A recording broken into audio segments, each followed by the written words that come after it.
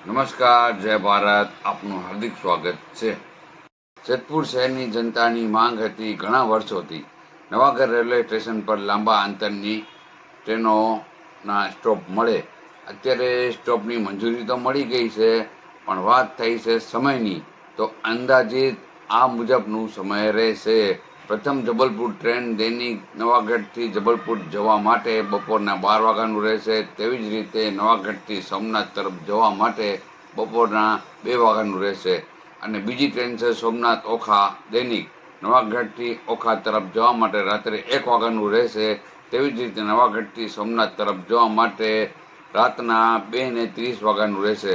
અને જે દર બુધવારે મહામના એક્સપ્રેસ છે તે વીકલી છે. સોમનાથ તરફ જવા માટે બપોરના 1:20 રહેશે બપોરના. અને રાત્રે ઇન્દોર તરફ જવા માટે 12:25 વાગ્યાનું રહેશે. આ ત્રણ ટ્રેનનું સ્ટોપ આપવામાં આવેલ છે. એડવોકેટ ભરત તલડી, જેતપુર.